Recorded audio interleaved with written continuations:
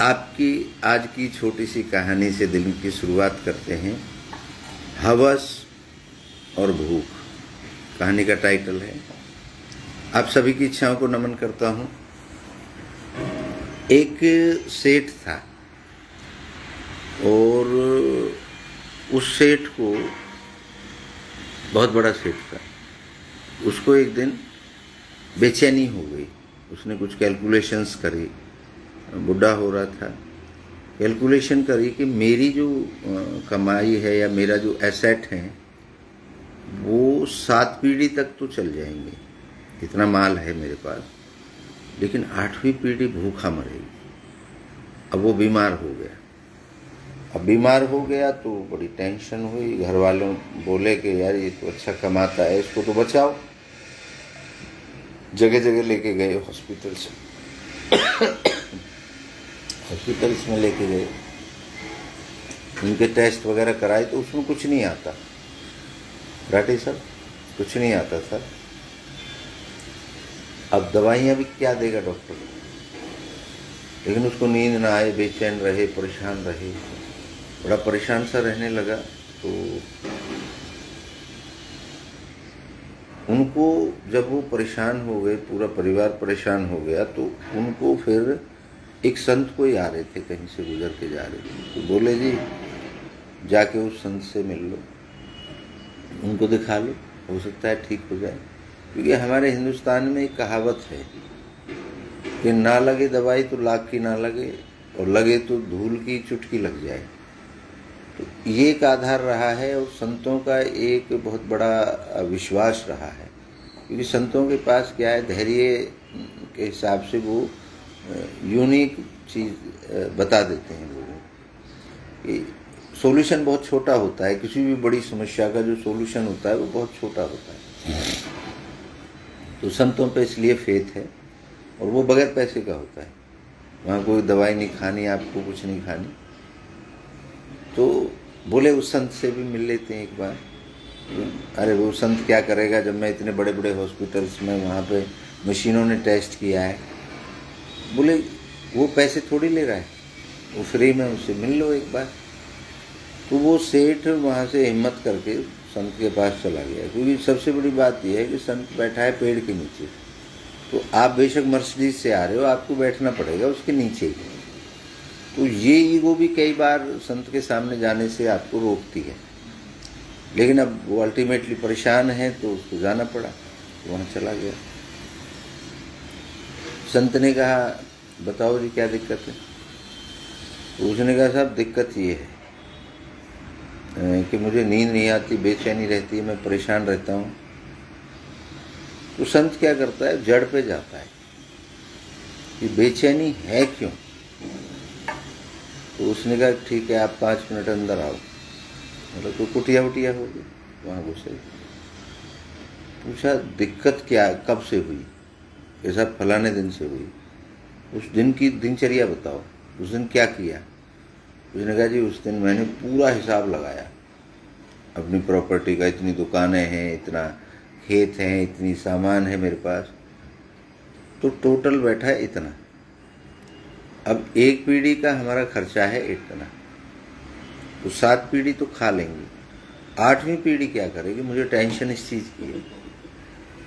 उसने कहा ठीक है, आप ऐसे करना, शाम को आपका सोल्यूशन हो जाएगा।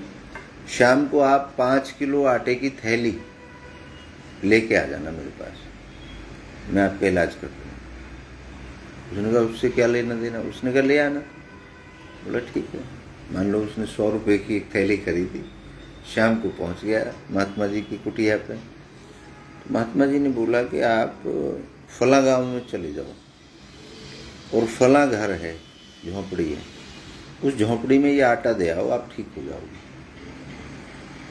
तो बंदे को लगा, इतनी दवाइयाँ खाई, ये किया वो किया, मशीनों से चेक किया, हज़ारों लाखों रुपए मैंने उसमें लगा दिए टेस्ट वगैरह में। ये बंदा 100 रुपये की चीज़ से कह रहा है कि वहाँ दे दो तो ठीक हो जाओगे। ये हमारे कहीं ना कहीं धर्म में जो हम कहते हैं ना जी, वहाँ जाके लौंग चढ़ा दो या चुनरी चढ़ा दो, ये चढ़ा दो, इनके पीछे अलग लॉजिक थे। आज हमने क्या है, इनको एक बगैर सोचे समझे चढ़ाना शुरू कर दिया। लेकिन उस बंदे ने किस सिचुएशन में चढ़वाया था, किस संदर्भ में चढ़ाया था, वो एक अलग मैटर था। लेकिन हमने क्या कर दिया, उसको आधार बना लिया कि इसे आटा चढ़ाने से हमारा काम ठीक हो जाएगा। लेकिन उससे कोई लॉजिक नहीं है। यहाँ हम फंस रहे हैं अंधविश्वास में। खैर उसे लेके गया उस घर पे। उस घर में एक टूटा सा खिड़की दरवाज़ा सा खटखटाया तो अंदर से एक बुढ़िया की आवाज़ आई, अरे कौन है भैया, कुत्ते बिल्ली भी टकरा रहे हूँ। उसने कहा जी मैं हूँ फलाना सेठ, क्या है, आराम करने दो। बोले नहीं मुझे आपको मिलना है, वो फलाने संत ने भेजा है। उसने कहा, उसने दरवाज़ा खोला, आओ क्या बात। उसने कहा जी ये आटा भेजा है महाराज जी ने, ये रख लो। उसने कहा नहीं ले जाओ। उसने कहा जी क्यों। उसने कहा अभी मैंने खाना खा लिया। उसने उसके वो कनस्तर की तरफ देखा जिसमें आटा रहता है, वो खाली था। उसने कहा जी सुबह काम आ जाएगा। उसने कहा सुबह तक मैं जिंदी रहूं ना रहूं, क्या करना है मुझे इस आटे पाटे का, और सुबह का सुबह देखा जाएगा। और कुछ नहीं था, झोंपड़ी खाली थी, मतलब चूल्हा था बनाने का और वो आटे का वो था खाली। उसने कहा जी आपका तो बिल्कुल आटा नहीं है। उसने कहा आपको क्या मतलब है, भाई जिसने मुझे पैदा किया है वो सुबह जुगाड़ करेगा, मैं क्यों चिंता करूं, और मुझे क्या पता मैं सुबह तक जिंदी रहूंगी या ना रहूंगी, फिर इस आटे को कौन खाएगा। भैया अपना आटा यहाँ से ले जाओ। बंदा ठीक हो गया। उसने कहा इस बुढ़िया को, इसकी कोई ड्यूटी नहीं, जॉब नहीं, कोई शॉप नहीं, कोई कुछ नहीं, ये जब सुबह के लिए भी स्टोर नहीं कर रही, और मैं कह रहा हूँ 7 पीढ़ी का है, 8वीं पीढ़ी का, वो वहां से नाचता हुआ वापस संत जी के पैरों में पड़ गया कि महाराज। उसने कहा हो गया ठीक। उसने कहा जी ठीक को लहडोलो, मैं तो मतलब इतना खुश हो गया, और अब मैं तो जाऊंगा ही नहीं अपने घर, मैं तो आपकी सेवा में लगूंगा। इतनी बड़ी समस्या थी, सारी विज्ञान फेल हो रही थी, सारी मशीनें फेल हो रही थी, और एक संत की एक छोटी सी बात ने उनको ठीक कर दिया।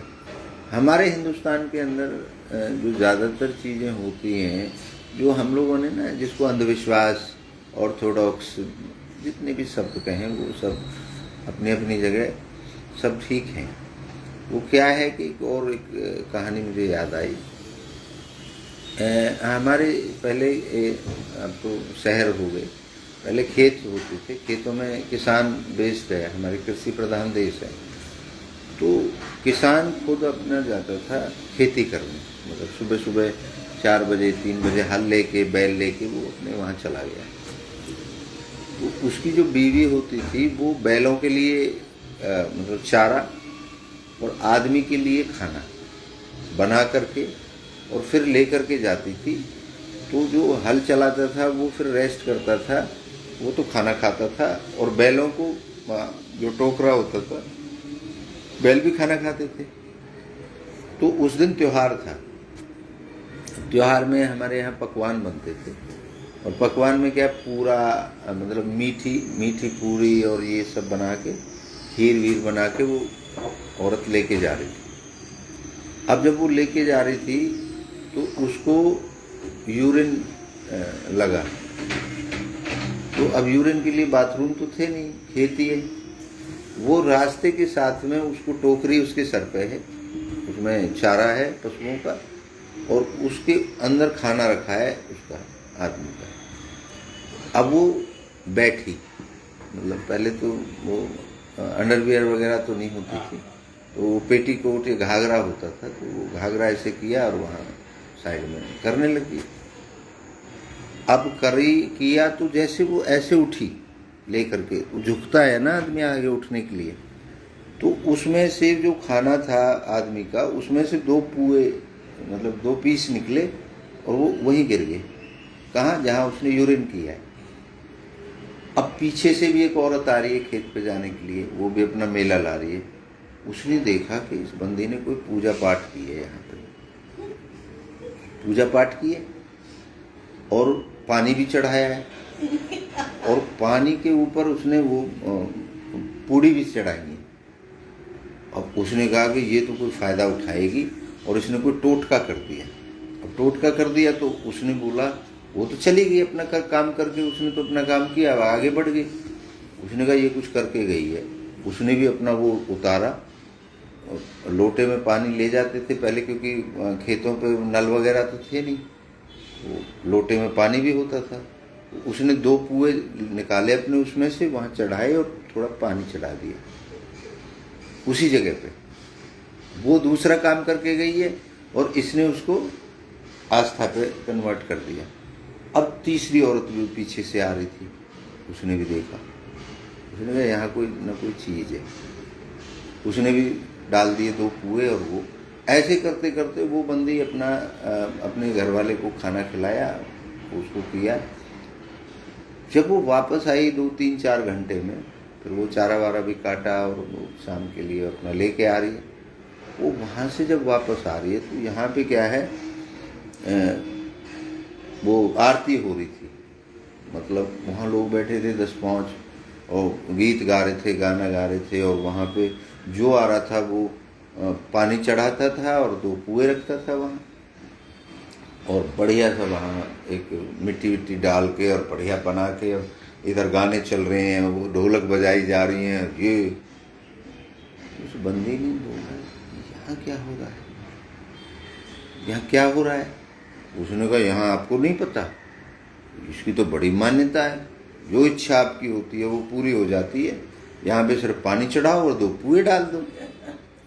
वो बंदी सोचने लगी कि मैंने तो यहाँ किया था। अब वो उनको समझा रही है, अरे यहाँ ऐसा कुछ नहीं है, मैं तो यहाँ वो करके गई थी, ऐसे हुआ था मेरे साथ। बोले है भगाओ इसको, इतनी पवित्र जगह को ऐसे कह रही है। तो हमारे यहाँ विश्व जो इच्छा है उसको पूर्ति के लिए हम लोग उन चीज़ों को पकड़ लेते हैं और फिर उनको छोड़ते नहीं हैं। फिर वहाँ जाके बताते हैं मंदिर बना और वो सब कुछ हुआ। ऐसा ही कुम्हार की भी बताते हैं कि एक कुम्हार था, उसके पास एक गधा था। वो तो आपने सुना होगा, चलो उसको नहीं छोड़ देते।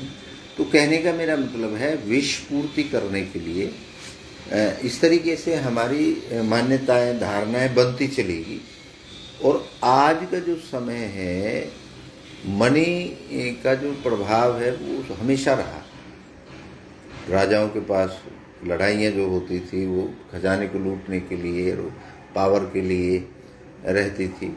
2 चीज़ों को बेस सदा से रहा। एक तो महिला, जो राजा किससे कहलाया जाएगा, जिसकी बहुत सारी महिलाएं हैं, पत्नियां हैं, जो अपने हिसाब से उनको मैनेज करता है। ये पटरानी है, ये वो है, ये वो है, ये वो है, वो कैटेगराइज करता था। उसका युद्ध हमेशा से औरत के लिए चलता रहा है। जो भी आक्रांता बोलें या बाहर की जो शक्तियाँ आई, वो क्या लूटती थी? खूबसूरत औरतों को ले जाते थे, और जो सोना चांदी है, हीरे जवाहरात हैं, उनको भर के ले जाते थे। यही लूटपाट चली है। वैसा ही सदा से धन केंद्र में रहा है और महिला केंद्र में रही है। लेकिन अब जब ज़माना बदला तो महिलाओं का डिस्ट्रीब्यूशन किया गया, महिलाओं को भी अधिकार दिए गए। पहले तो महिला, एक हमारे यहाँ कहावत थी, महिला पैर की जूती है, जब मन करे बदल लो।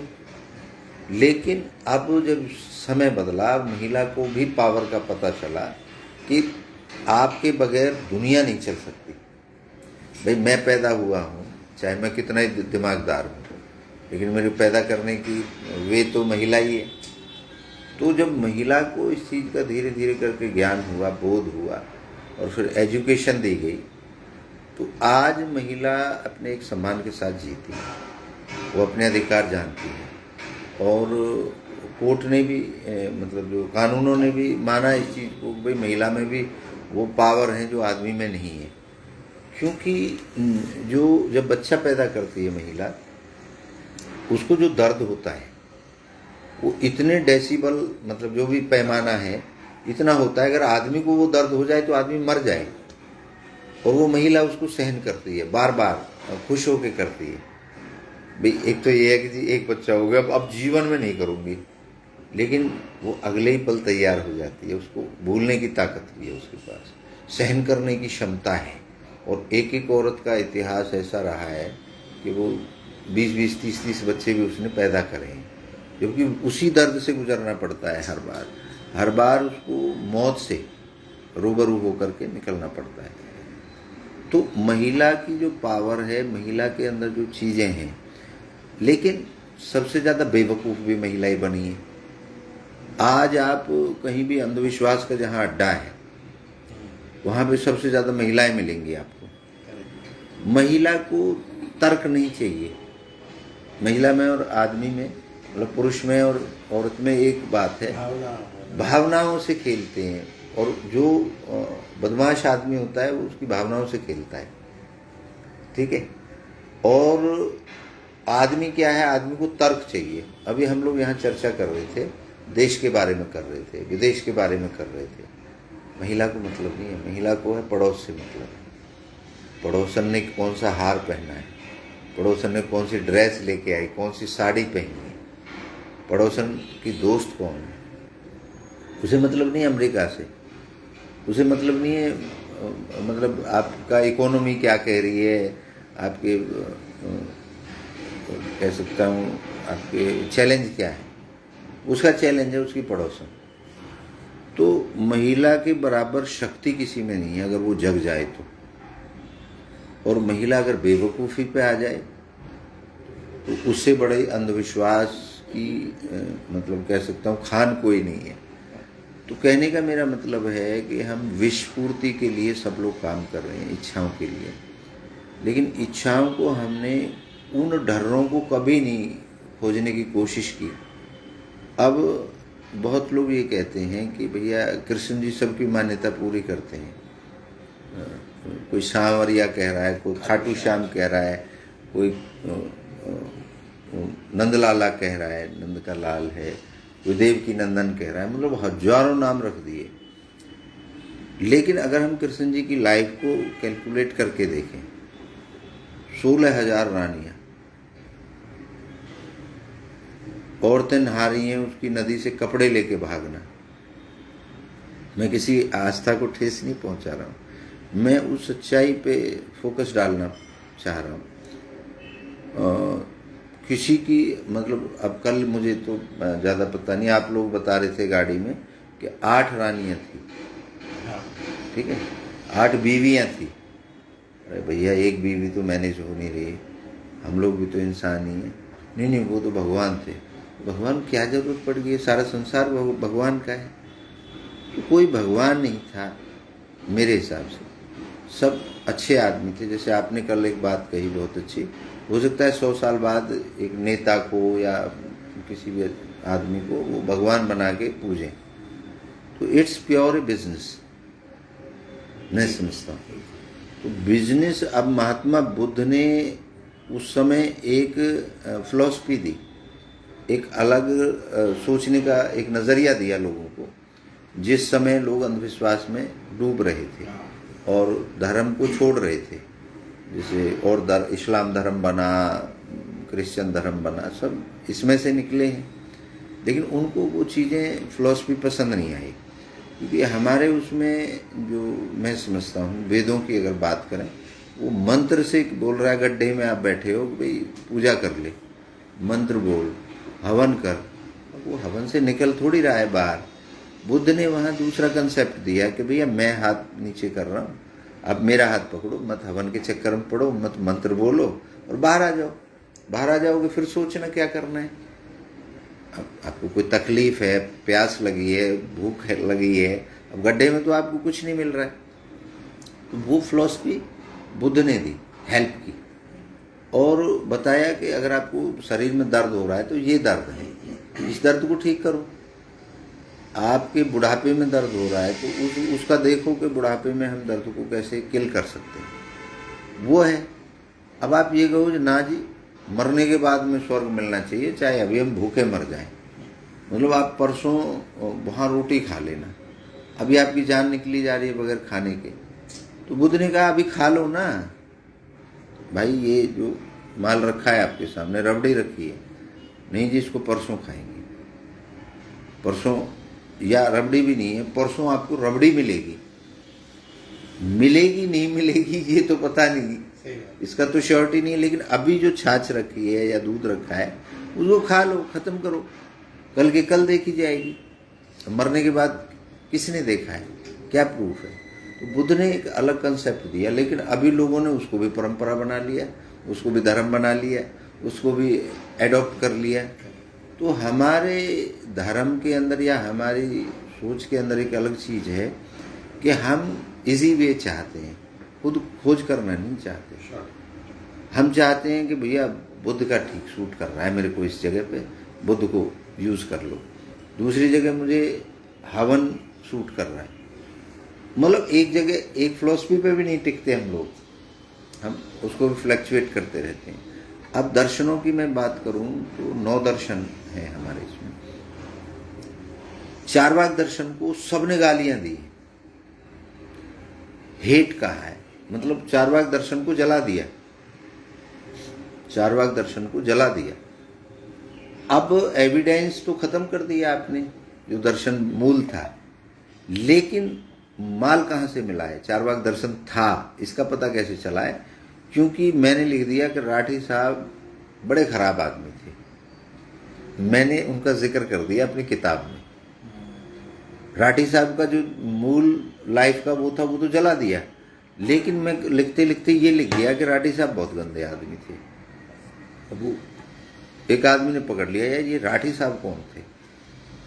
दूसरे दर्शन में मिला कि राठी साहब तो चोर थे, चोरी क्यों करते थे?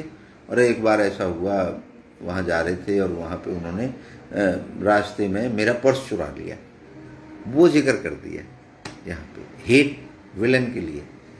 अब मैंने एविडेंस वहाँ से उठाए, राठी साहब के वहाँ से उठाए, वहाँ से उठाए, वहाँ से उठाए, और मैंने उनको कनेक्ट करके देखा सबको, यार राठी साहब तो बढ़िया आदमी थे, क्योंकि उन्होंने, तुम्हारे पास एक्सेस पैसा था और 4-5 आदमी वहाँ भूखे मर रहे थे, तो राठी साहब ने उनका पैसा लेकर के वहाँ से खाना खरीद के उनको खिला दिया। यार राठी साहब तो बढ़िया आदमी थे, आपके पास तो वो एक्स्ट्रा पड़ा था।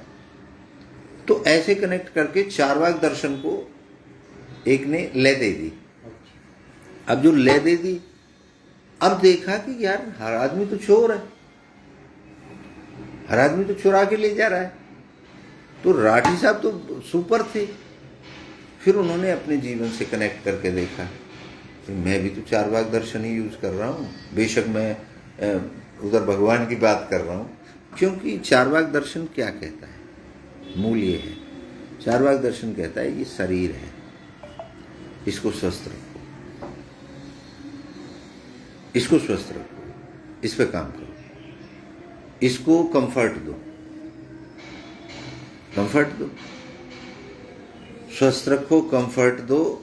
और कंफर्ट कहाँ से मिलेगा? लग्जरी लाइफ से। स्वस्थ कहाँ से रहेगा? अच्छा खाना खाने से। अब आप कुपोषण, बच्चे कुपोषण है, उनको पौष्टिक खाना नहीं मिल रहा है, सुक्कड़ हो रहे हैं, मर रहे हैं, बीमार हो रहे हैं। और जिसको पोषण मिल रहा है, जिसको अच्छा खाना मिल रहा है, न्यूट्रिशन मिल रहे हैं, वो मिल रहा है, वो बीमार ही नहीं होगा। चारवाक दर्शन यही कह रहा है। चारवाक दर्शन ये कह रहा है कि भैया पंखा चलाओ। अब पंखे में तो वो भी बैठ रहा है जो धर्म को पकड़ के बैठ रहा है, एसी में तो वो भी जाना चाहता है, धूप से छाया में वो भी आना चाहता है। तो चारवाक दर्शन को तो सारे इस्तेमाल कर रहे हैं। इस शरीर को, बेशक मैं ये कह रहा हूँ शास्त्र के अंदर, भाई हम शरीर नहीं है, हम आत्मा है और हमें स्वर्ग में जाना है और ऐसा करना है, लेकिन इच्छा तो भाई मेरी भी तो है। तो चारवाक दर्शन यही तो कह रहा है कि अपनी इच्छा पूरी करो। आप ये कह रहे हो इच्छाओं को त्यागो, अबे त्याग रहे हो वो भी तो इच्छा ही है, ठीक है। अच्छा त्याग किसको रहे हो आप? आपके सामने मैं कह दूंगा नहीं जी मैं खाना नहीं खाता हूँ, और पता चला अंदर टॉयलेट में बैठ के मैं खाना खा रहा हूँ, या वहाँ छुप के खा रहा हूँ, या कोने में खा रहा हूँ, जंगल में जाके खा रहा हूँ। अल्टीमेटली मुझे सेटिस्फेक्शन जब मिलेगा जब मेरी भूख जगी है और उसको शांत करेंगे। लेकिन फ्रंट पे नहीं खा रहा हूँ। एक बंदा, हर बंदे के अंदर एक बचपना छुपा हुआ है। बुढ़े के अंदर भी उसको मौका मिल जाए अकेले में तो वो बच्चों जैसी हरकत करना चाहेगा, नाचना चाहेगा। बहुत ऐसे एविडेंस आ रहे हैं वृंदावन से। जो पुजारी हैं दिन भर पूजा वूजा करेंगे, तिलक तिलक लगा के बैठे हैं। और आजकल ये कैमरे चल गए, फ़ोन चल गए, लोगों ने शूट करना शुरू कर दिया। रात को वो मंदिर के प्रांगण में, अब कोई नहीं है, सब बंद हो गए, गेट वेट सब बंद हो गए, अंदर दबा के तो शराब पी रहे हैं। और जो विश्वास पात्र 2-3 आदमी उनके साथ चोली के पीछे वाला गाना चला के डांस कर रहे हैं। देखा मैंने सर। देखा। कहने का मेरा मतलब यही, वो कौन है? वो वही पुजारी है क्या जो दिन में ये दिखा रहा है ये गंदी चीज है, शराब को मत पियो, किसी की बहन बेटी को मत देखो, और वो रात को क्या कर रहा है? वो सब कर रहा है। उसको क्यों दबाया जा रहा है? क्यों? भाई मेरा धंधा है। तो इस धंधे के पीछे जो धंधा चल रहा है, धंधे के पीछे जो छुपा बैठा है, वो हर आदमी के अंदर एक चार्वाक दर्शन छुपा बैठा है। चार्वाक दर्शन ये कहता है जब आपका मन करे जब तो नहाओ, जब आपका मन करे जब खाओ, जब आपका मन करे जब सो जाओ। एक बहुत बड़े संत हुए थे और उनको सब ये कहते थे वो बहुत गजब के संत थे। अब एक बंदा ऐसे घूमता घूमता गया, उसने कहा यार मुझे सबसे बेस्ट संत से मिलना है, जो सबसे बड़ा मतलब जिस भजन वाला हो और वो हो। उसने कहा, सबने बोला जी वो है फलाना आदमी, वहाँ चले जाओ। अब सब बोलते रहे वहाँ जाओ वहाँ जाओ वहाँ जाओ, तो लास्ट में वो वहाँ गया। वहाँ जाके देखा बंदा सोया पड़ा है, 8 बज रहे हैं, सूरज निकल रहा है, नहाया न धोया, सो रहा है ऐसे। और सो भी कैसे रहा है? जो मेन जो मूर्ति थी या भगवान था या जो शिव जी का वो था, पैर भी उसकी तरफ है। मतलब एक तो सोने का एंगल ये हो गया, सर रख के ऐसे सो रहा है, वो पैर भी उसकी तरफ है, मूर्ति की तरफ, और ऐसे पड़ा बेहोश होकर सो रहा है। अरे तो वो देखते ही पागल हो गया, कह रहा यार ये बंदा, इसको सब ज्ञानी बता रहे हैं, इसको सब वो बता रहे हैं, महात्मा बता रहे हैं, ये तो सो रहा है, नहाया ही नहीं है, कोई तिलक नहीं, कोई पूजा नहीं, कोई पाठ नहीं, और पैर भी कहाँ कर रखे हैं?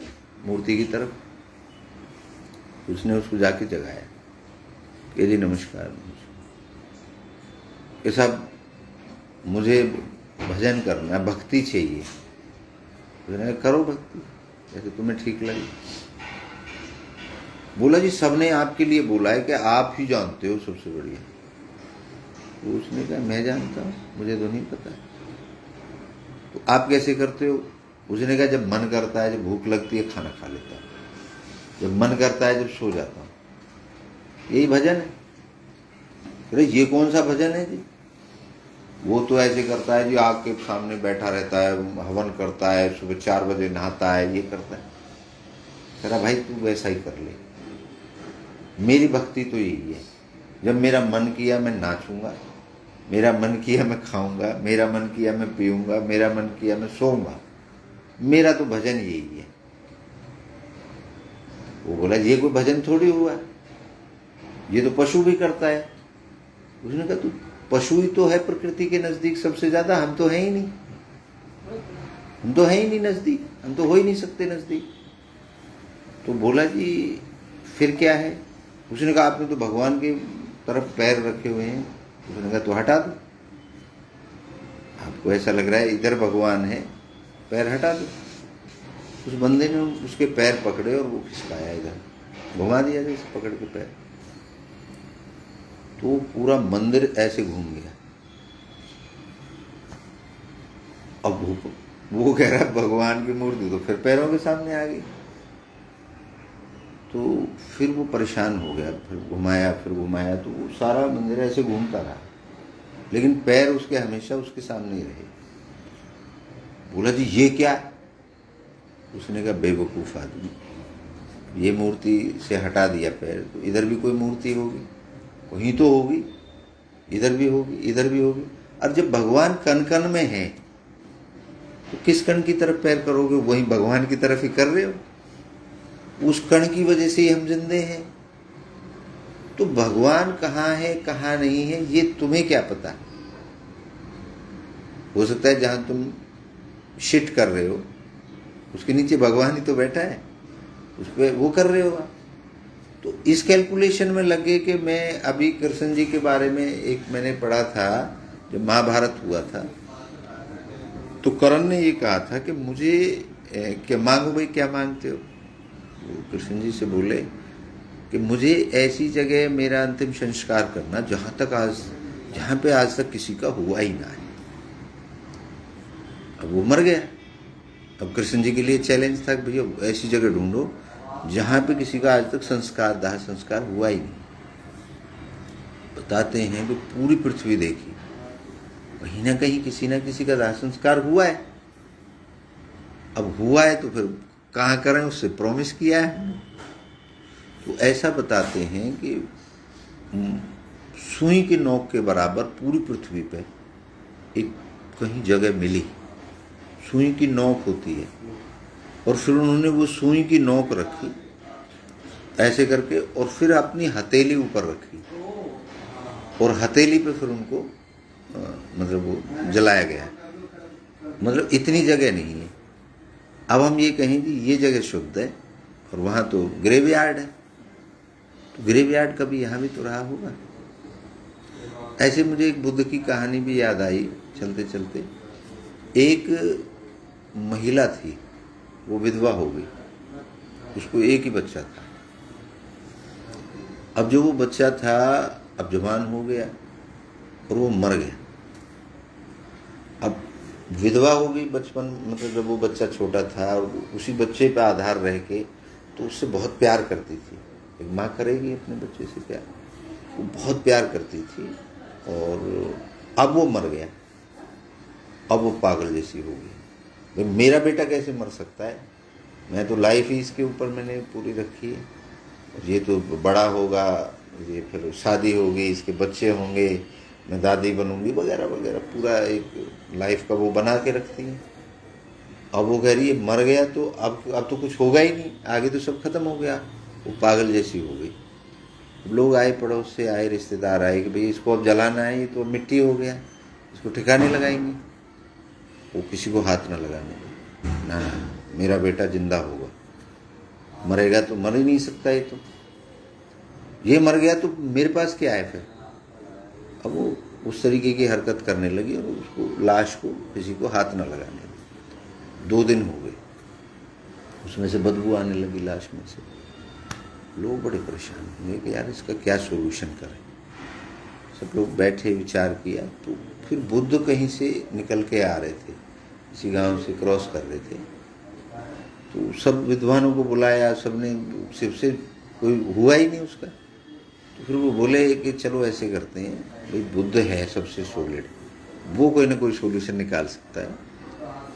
तो उन्होंने कहा फला गांव में चलो, वहाँ बुद्ध आ गया है और बुद्ध तेरे बच्चे को जिंदा कर देगा, इसको लेके वहाँ चलो। उसने उसको हाथ नहीं लगाने दिया, खुद अपने ले करके बुद्ध के पास गई, बुद्ध के चरणों में लिटा दिया और बुद्ध को कहा जी इसको जिंदा कर दो, और ऐसे ऐसे मेरा बेटा है। बुद्ध ने कहा बस इतनी सी बात है, इसको जिंदा करना है? बोला हाँ। बोला ठीक है मैं कर दूंगा, तुम ऐसे करो, आसपास कितने गांव लगते हैं? बोले जी 5 गांव हैं, 10 गांव हैं। कि तुम किसी एक घर से सरसों के दाने ले आओ, वहाँ सरसों बोई जाती थी उस क्षेत्र में, सरसों समझते सरसों के दाने ले आओ। उसने कहा मैं अभी गई और अभी लाई। उसने कहा लेकिन उस घर से लाना जिस घर में आज तक मौत नहीं हुई है, ठीक है? अब उसने वो चीज़ पे ध्यान नहीं दिया, मौत नहीं हुई है।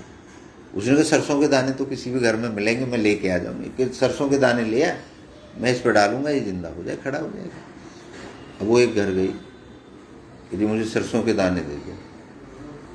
उसने कहा हाँ सरसों तो है, लेकिन आपके घर कोई मौत तो नहीं हुई? उसने कहा मौत तो हुई है, हमारा दादा मरा था, हमारी दादी मरी थी, हमारा मामा मरा था। उसने कहा तुम्हारा ज़रूरत नहीं है, अगले घर जाऊंगी। अगले घर गई, अगले घर गई। अब ऐसा घर कोई मिला ही नहीं जहाँ पे आज तक मौत ही ना हुई हो। अब वो करते करते एक गांव खत्म किया, दूसरा किया, तीसरा किया, चौथा किया।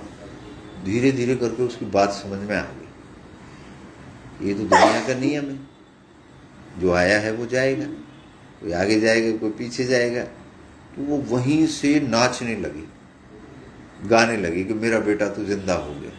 वो नाचती गाती फिर बुद्ध के पास आई और फिर बोला जी इसको जला दो। और फिर बुद्ध की ही शिष्या बनी कि साहब मैं अब कहीं नहीं जाऊंगी, क्योंकि मुझे तो जो मिला है वो आपके चरणों में मिला है। कहने का मेरा मतलब ये है कि दुख, हम ये कहें जी दुख, मुझे सबसे ज़्यादा दुख है, मेरे साथ सबसे ज़्यादा पीड़ा है, ये बेवकूफ़ी है। आप जब किसी दूसरे के पास बैठोगे, जाओगे, उसका दुख हमारे दुख से ज़्यादा बड़ा है।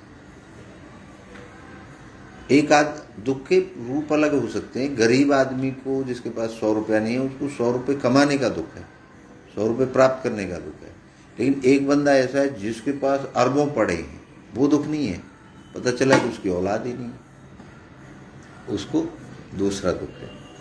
जिसके पास औलाद है, पता चला कि उसके बच्चा बोलता ही नहीं है, उसकी बीवी उससे प्रेम ही नहीं करती। मतलब कहने का ये है कि ये ढूंढना इस दुनिया के अंदर कि दुख नहीं मिलेगा किसी को, ये तो इम्पॉसिबल है। और दुख होता कैसे है? हम ही तो फील करते हैं, मेरे को दुख है, हम ही तो फील करते हैं। अब एक आदमी को खामा-खा का दुख है, मुझे भगवान को पाना है। अब भगवान को पाना है, ये मुझे दुख है, बाकी मुझे कुछ नहीं है, बाकी सब सामान है मेरे पास।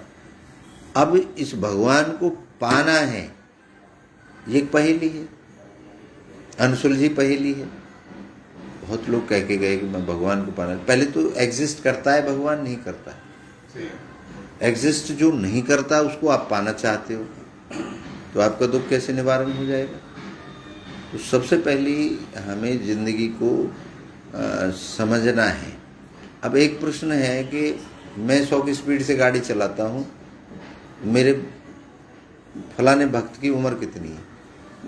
मिले मैं कहूँ कि कविता जी की उम्र कितनी है, मैं 100 की स्पीड से गाड़ी चलाता हूँ, अब बताओ कविता जी की उम्र कितनी है?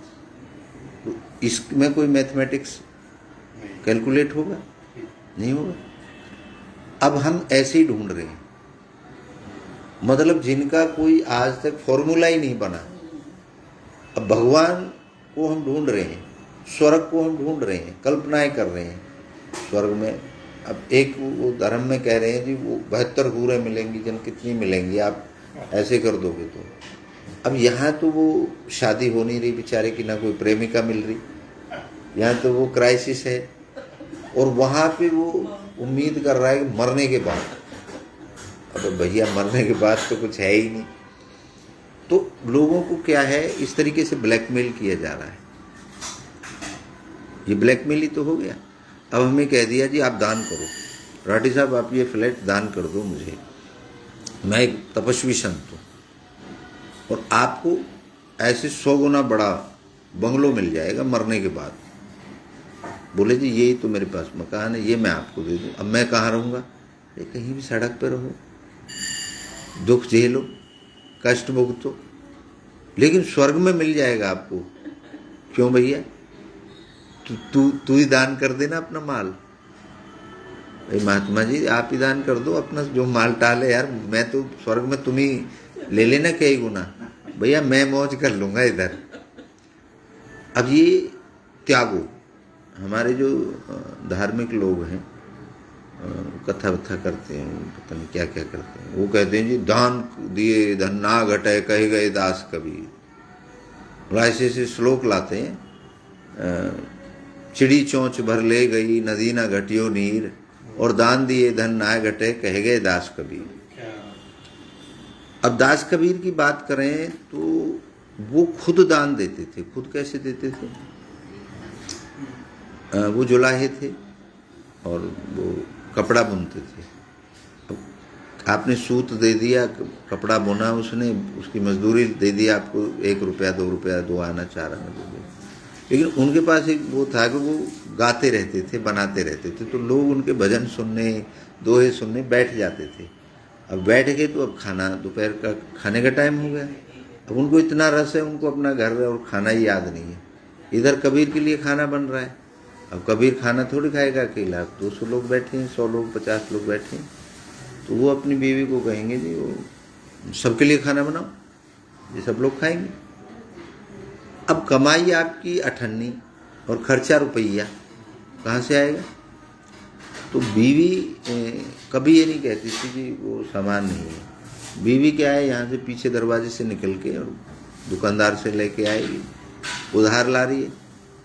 अब वो दुकानदार भी दे रहा है उधार उधार उधार। एक दिन 200 आदमी बैठे हैं वहाँ और वो कह रहे हैं जी खाना बनाओ।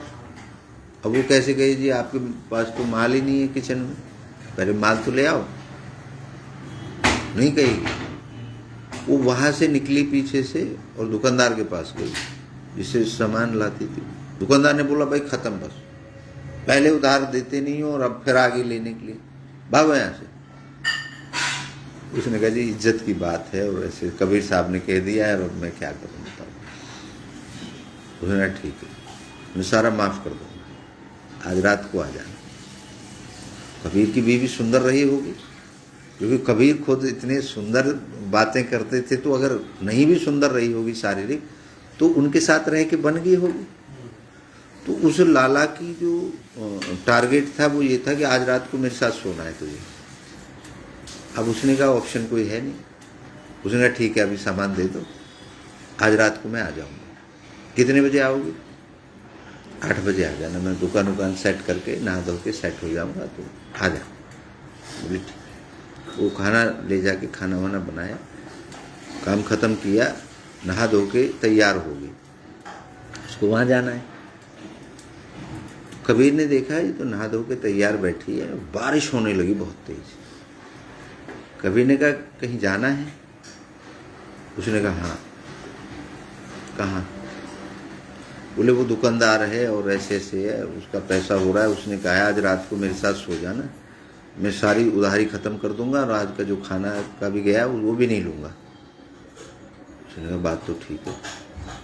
उसने कहा लेकिन बारिश हो रही है यार। तो फिर उसने कहा चलो मैं छाता लेके चलता हूँ और तुम अपना वहाँ अपना जो भी काम करना है कर लेना, मैं छाता लेके बाहर बैठा रहूँगा और जब तुम आ जाओगे फिर मैं तुम्हें लेके आ जाऊँगा, अदरवाइज तुम बीमार हो जाओगी अगर बारिश में जाओगी तो।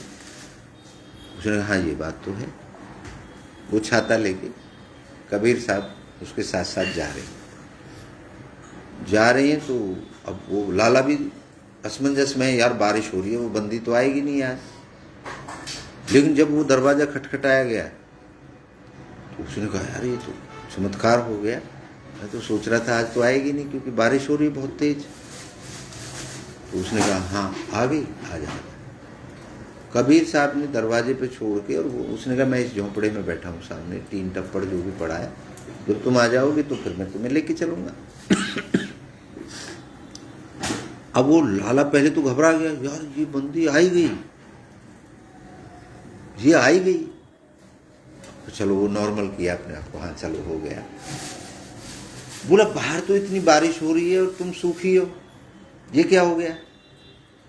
उसने कहा कबीर साहब मुझे लेके आए हैं छतरी लेके। अब वो और पागल हो गया, कह रहा कबीर साहब कहाँ हैं? बोले बाहर छप्पर में बैठे हैं। क्यों?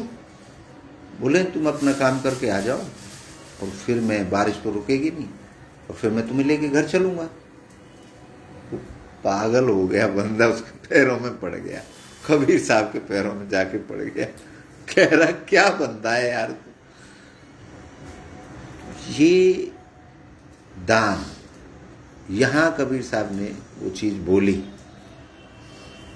कि अगर आपकी इच्छा ये हो रही है कि मेरी पत्नी को, मतलब आप अगर एक पल के लिए यूज कर सकते हो और आपको ऐसा लग रहा है कि मैं खुश हो जाऊंगा, मेरी इच्छा पूरी हो जाए, तो कर लो यार, कर लो। लेकिन वो अटूट प्रेम है पति पत्नी में, वो उसको इल्जाम नहीं लगा रही है कि तू इतनी करप्ट हो गई है, तू उस आदमी से ऐसे करके आ गई। और वो उसको नहीं कह रही है, वो कह रही है कि मैं उससे बोल के आई हूं, मुझे वहां जाना है। What is this? This is the love, true love. और जब ट्रू लव होगा तो दूसरा जो कितनी भी घृणा से या कितनी भी गलत चीज से आपके लिए सोचता हो, वो बंदा आपके पैरों में गिर जाएगा। लेकिन वहीं लठ भी बच सकता था, अरे तुमने ऐसे कैसे कह दी, निकालोगे लाठी और जाके उसको बनिया को कूटेंगे।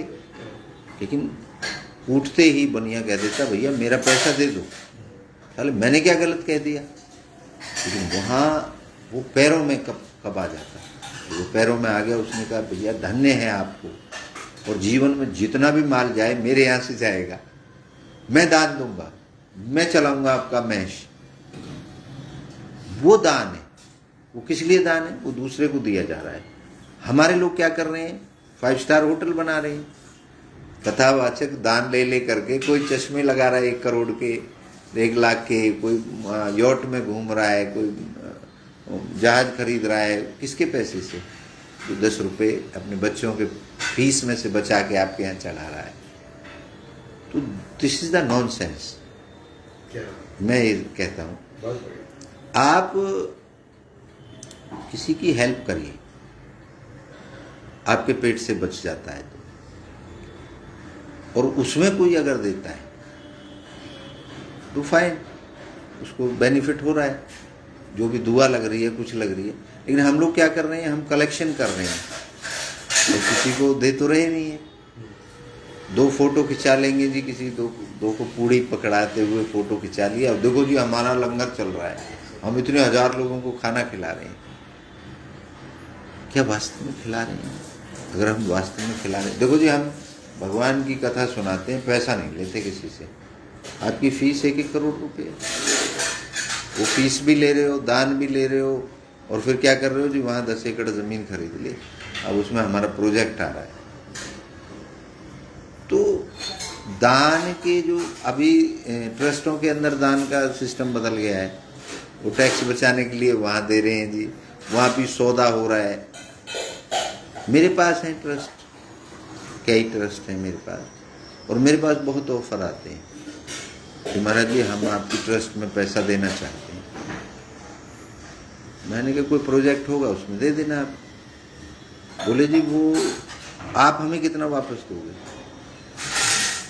हम आपको 1 नंबर में देंगे, आप 2 नंबर में दे दो। मैंने भैया कहीं और ले जाओ, जो आप देना चाहते हो दे दो, और उसे अपने हाथ से लगा दो। मैं नहीं लगा रहा हूँ अपने उसमें प्रोजेक्ट में, मेरे ये प्रोजेक्ट चलते हैं, स्वच्छता अभियान चलता है, विधवाओं को हम डिस्ट्रीब्यूट करते हैं चीज़ें। अब पैसा मत दो, सामान दे दो, उस सामान को भी आप ही बंटवाओ, अपने हाथ से बांटो। तो ऐसा मैं ये नहीं कह रहा कि मैं हीरो हूँ, मतलब मेरी सोच है, मैं गलत भी हो सकती है मेरी सोच, लेकिन आप क्या कर रहे हो? तो मैं तो ये समझ पाया हूँ कि हम लोग जिन परंपराओं को बना के बैठे हैं, उनको हमने फिर धंधा बना लिया है, और धंधा बना करके हम फिर शोषण कर रहे हैं।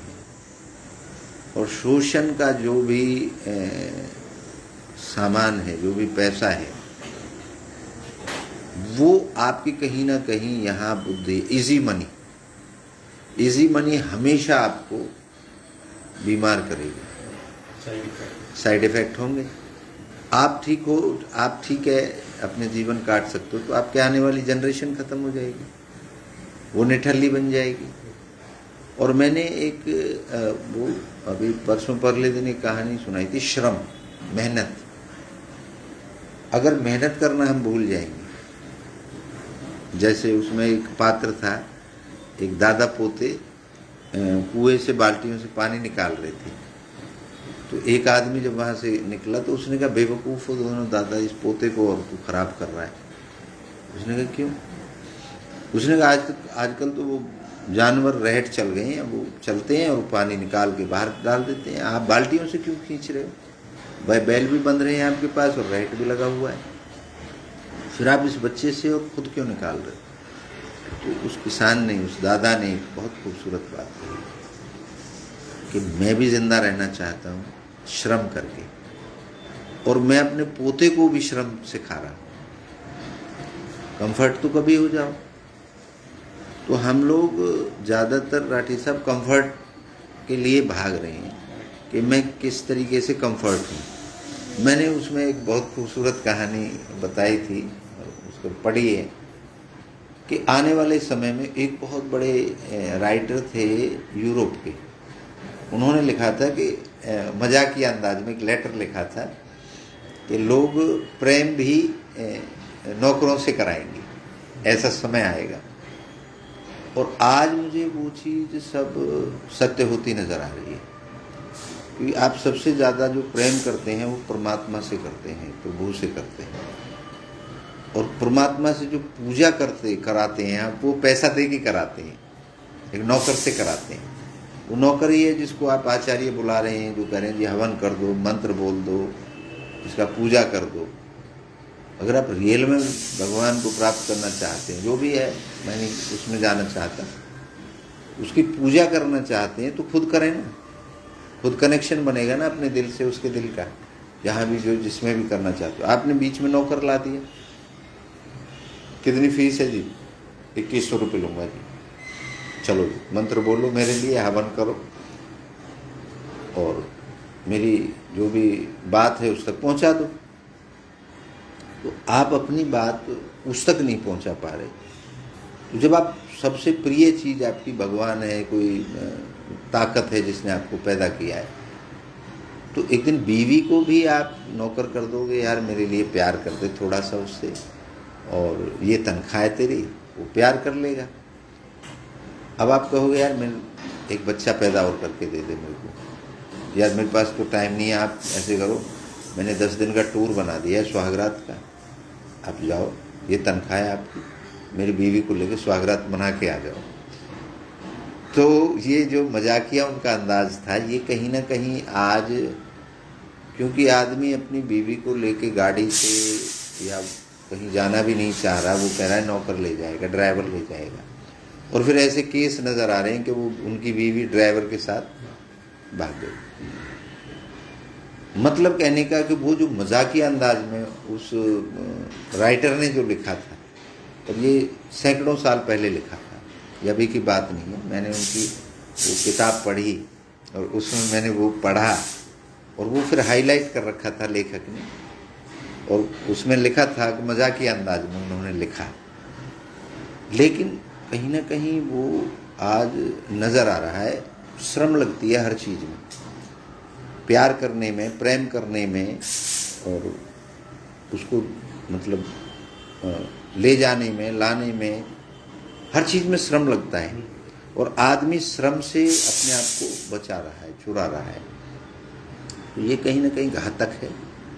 पैसा कमाने में श्रम लगता है, इसीलिए दान दे दो, इजी मनी, चमत्कार हो जाए मेरे लिए, ऐसा हो जाए वैसा हो जाए। अब आपने जैसे फिल्मों की बात करी, तो मेन काम क्या है? शूटिंग करना, स्क्रिप्ट लिखना, वो है मेन जो काम है। लेकिन डिस्ट्रीब्यूटर आएंगे, खरीद के ले जाएंगे, उनको जच की चीज़ ठीक है, ले जाएंगे। पहले दासों को खरीदा जाता था, पहले औरतों को खरीदा जाता था, उनकी अच्छी बोली लगती थी। तो वो आप प्रेम नहीं खरीद रहे, मतलब प्रेम नहीं कर रहे हैं उससे, वो एक वस्तु की तरह आपने खरीद लिया, भैया हम यहाँ से खरीद के ले जा रहे हैं और इसको जैसे मर्जी यूज़ करेंगे। दास है या बीवी बनानी है या तो यूज़ करना है। तो खैर कहानी मेरी पूरी भी हुई और कई कहानियाँ इसमें आज दर्ज हुई। अभी हम बॉम्बे में हैं और जो हमारा सिलसिला है चर्चाओं का वो जारी है। रात तक भी हमने खूब चर्चाएं करी। खूब हम जुहू पे भी गए और गणेश विसर्जन हो रहा है। गणेश चतुर्थी थी कल, राठी साहब, कल क्या था? गणेश चतुर्थी परसों थी गणेश चतुर्थी, और कल डेढ़ दिन के गणपति। तो कल 1.5 दिन जो अपने घरों में गणपति रखते हैं अपने कहीं पे भी, तो उनका विसर्जन था। तो कल हम जुहू पे भी, हमारे राठी साहब ने बड़ी मेहनत की और कविता जी भी हमारे साथ गई और हमें पूरा वो दिखा के लाई। और हमने पहली बार गणेश विसर्जन देखा। और आजकल, जैसे मैंने एक दिन कहा था आपको, कि आजकल ये जो हमारी भावना है, जो हमारे हम भगवान मानते हैं, उनके साथ हम हार्टली काम करते हैं। लेकिन एक सिस्टम बनाने के लिए सरकारों ने, क्योंकि कोई बड़े हादसे ना हो, तो वहाँ पर भी एक सिस्टम बना दिया है कि आप डायरेक्ट जाके मूर्तियों को विसर्जन समुद्र के अंदर नहीं कर सकते। वो कुछ कलेक्शन सेंटर हैं जहाँ पे आप मूर्ति का पूजा पाठ करके उनके हवाले कर देंगे और वो एक बल्क में मशीनों के द्वारा उनको समुद्र में विसर्जन कर देंगे। उसके अलावा जो सोसाइटियां हैं वो अपने घरों में रखते हैं, अपने आसपास अपनी सोसाइटियों में रखते हैं गणेश जी को।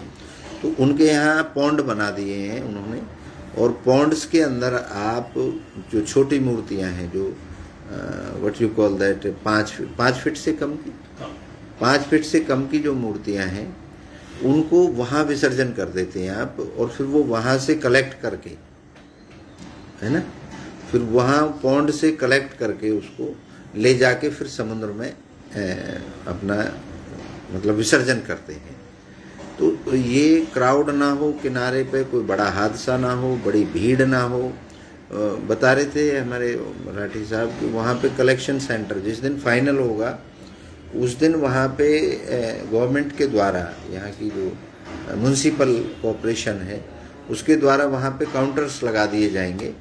और आप जो मूर्ति लेके जाएंगे, आप पूजा पाठ करेंगे, उनको हैंडओवर कर देंगे और अपना जो भी आपका है सिस्टम, वो मूर्ति वहाँ हैंडओवर कर देंगे। और उन मूर्तियों को फिर क्रेनों के ज़रिए वो उठा के समुद्र में एक प्रॉपर प्लेस पे उसको विसर्जन करेंगे। तो ठीक है, ये एक हमारे हिंदुस्तान की खूबसूरती है और एक बहुत बड़ा बाज़ार इससे मूव करता है, उथल पुथल होती है, ख़रीदारी होती है। बता रहे थे कल तो इतनी भीड़ नहीं थी मार्केटों में, बता रहे थे दिवाली जैसा माहौल, लोग नए कपड़े पहन के जाते हैं, लोग उनकी पूजा पाठ का सामान लेते हैं, मूर्तियां खरीदते हैं, उनका श्रृंगार करते हैं, ढोल बजते हैं, आतिशबाजी खूब हुई रात तक। हम रात को 12-1-2 बजे तक सुनते रहे, लोगों ने खूब आतिशबाजियां करी। तो एक महाराष्ट्र का बहुत बड़ा त्यौहार है और वी आर लक्की, मतलब हम इसलिए लक्की हैं कि हम उस त्यौहार के बीच में हमें यहाँ बम्बई आने का मौका मिला और हम उस त्यौहार से यहाँ पर कुछ सीख के जाएंगे। क्योंकि जब तक आप सीखते रहेंगे, मुझे एक बात और याद आ गई, स्वामी विवेकानंद जी जहाज़ के अंदर जा रहे थे और जहाज़ के अंदर जाते जाते उन्होंने देखा एक 95 साल का आदमी एक किसी के साथ पढ़ रहा था। वो जवान बच्चा बैठा था उसकी बगल में, मास्टर बोल सकते हैं। तो स्वामी जी वहाँ से उत्सुकतावश गए उठ के और उनको पूछा, जी आप क्या कर रहे हो? उसने कहा, भाई मैं पढ़ाई कर रहा हूँ। तो वो चाइनीज़ लैंग्वेज उनसे सीख रहे थे। तो अब हमारा यहाँ तो टेंडेंसी ये है, यार इस पढ़ाई का फ़ायदा क्या है, हम तो फ़ायदा, इससे कमाई क्या होगी, हमारी तो ये सोच रहती है। तो स्वामी जी ने उनको पूछा कि जी इसका फ़ायदा क्या है? 5 साल में तो ये लैंग्वेज सीखोगे, आप 100 साल के हो जाओगे, मर जाओगे, इसका फ़ायदा क्या है? तो उस बुजुर्ग ने बड़ी खूबसूरत बात कही। उसने कहा, मरना क्या होता है? मैंने तो कभी सोचा ही नहीं मैं मरूंगा अभी, और मैं 95 साल का कहाँ हूँ, मैं तो बच्चा हूँ, क्योंकि मैं तो सीख रहा हूँ अभी। और इसका क्या फ़ायदा होगा, ये फ़ायदा क्या होता है? ये फ़ायदा क्या होता है? भैया मैं तो बच्चा हूँ और मैं कभी नहीं मरूंगा और मैं तो सीखता रहूँगा।